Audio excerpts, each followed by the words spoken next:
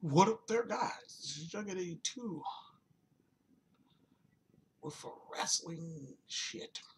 He's talking about wrestling, I guess.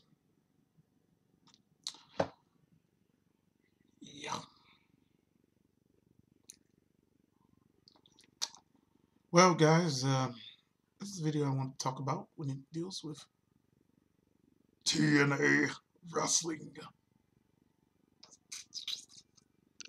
the new face of professional wrestling, or was the new face of professional wrestling. Um, let's give me a couple of minutes. TNA was a wrestling company that was started by Jeff Jarrett and his father, Jerry Jarrett, in 2002. This was in the midst as the time WWE bought out WCW as well as ECW, and there pretty much was no top wrestling companies the WWE had to compete with. Jeff Jarrett, of course, with Jerry Jarrett, created TNA, and they also teamed with the National Wrestling Alliance, the NWA, not to be confused with Ice Cube and all that. But the thing about it is, TNA was the alternative. Eventually, TNA grew, eventually getting wrestlers such as Kurt Angle, such as Christian, such as Rob Van Dam, and then you also had homegrown talent such as AJ Styles, Samoa Joe, Bobby Roode, who are obviously the top three guys that are in WWE right now. And the thing about TNA is that I love it. I've been a fan of TNA ever since they used to have the monthly Wednesday per-views, and I think it was $9.99. Kind of coincidental that WWE Network is $9.99, right? And I used to order those pay-per-views like every now and then. And then when they finally got a deal where they were on Fox Sports Net, see, I'm going even farther. That was back in 2003, 2004. And I was a fan of the program. I loved everything. It was an alternative to WWE. It wasn't like WWE. First of all, you had a six-sided ring. Second of course, you had different talent, different faces to look at on the television. And also, in TNA, they had a lot of things going different for it, like the X Division and so forth, which were kind of like the difference with it related to what the WWE was doing at the time. And I still watched WWE too, and I enjoyed it around that time also. But now you got to look at 2010, and this is what many people feel that TNA was like, what the fuck are you doing? But I felt TNA had a chance. I bragged about it one time in a video when they went on Monday nights competing with the WWE, and they were on Spike TV, and they had just signed Hulk Hogan, who is hands down one of the biggest names in professional wrestling. And then they brought in Jeff Hardy, and he had wrestled for TNA before, but they brought him back.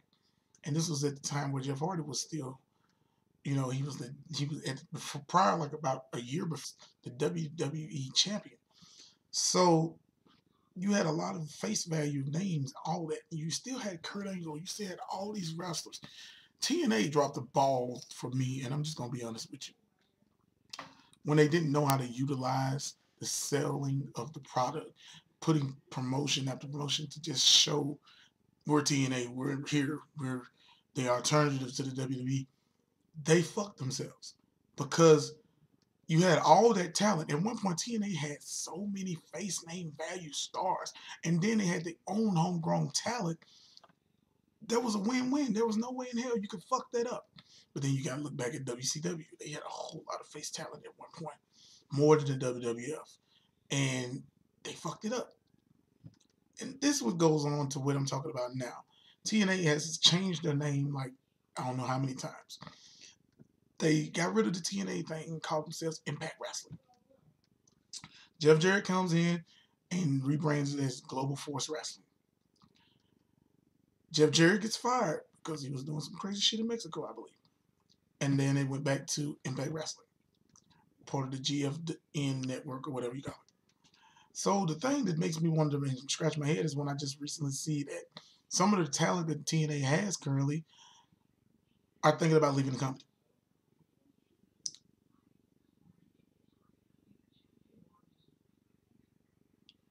Exactly. What the fuck? Including a champion that's in the company. And I just saw this now. Lauren Van Ness. I hope I'm saying that right. is the TNA Women's Champion who just recently won the belt. And the thing that also I said that hurts TNA is the fact that they tape all their shit. So they will do like 4 weeks of tapings last month, and you know that there are people that are going to give those spoiler alerts to different websites. Nobody's going to want to tune in. That hurts you. At one point, TNA was doing live shows, and they were traveling across the country, and it did hurt them money and financially. But at the time they were doing that, they had a lot of names like Hulk Hogan who wasn't actively wrestling, and this and that, and then you were paying them shitloads of money instead of paying the talent, the guys that are actually getting their ass in the ring every week to wrestle. And that hurts you. Now, reality is a motherfucker. I'm going to just be honest with you. Do I think TNA has a chance to broaden their horizons? I'm sorry. Global Force. I'm sorry. Impact.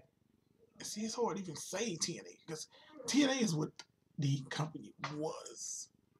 This is what it is now, I guess. And it's hard to be a wrestling fan and invest yourself in TNA when you see that they're constantly doing this and that. It already hurt them when they tried to go heads up with Jeff and Matt Hardy. When Matt Hardy and his whole thing with the broken gimmick, what were you going to do with it? You're not going to do it. You're not going to use it. Why the fuck fight for it? They eventually bowed down and gave up on it, but you did all that for no fucking reason. You could have just let it be. But no. You wanted to say, hey, this is some of the best shit we had at one point, so we want to keep it. And then it falls on management. TNA is going on a different management. It seems like they're not having an idea of what a booker is and what these different things that they need to do to make it better.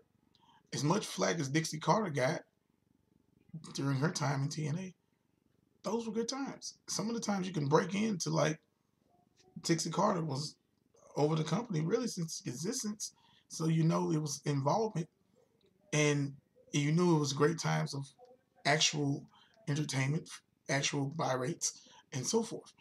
But the thing I think that hurts TNA the most is the fact that once again you fall under the same spiral. And like I said, it makes this even more messed up. If you have watched TNA and watched it in a minute, you'll know this right here. There are two top guys, James Storm, who's been there since who remembers, one of the originals, and then you also have EC3, a wrestler who at one point that was in the WWE and was just enhancement talent, but he ended up going to TNA and making a name for himself with clashes with Sting, Kurt Angle, and so forth. And now those two, oh, they say this, which one? Those two you're gonna get rid of. Impact Wrestling, TNA, whatever you want to call yourself. You're hurting your brand. You're hurting your namesake. And then people, you got to realize, you have Ring of Honor, you have New Japan Pro Wrestling, you have all these different other wrestling companies that can compete with the WWE. Impact, get your shit together. But yeah, guys, this is Jugget82 with light shining in my face. Signing off. You guys have a good night.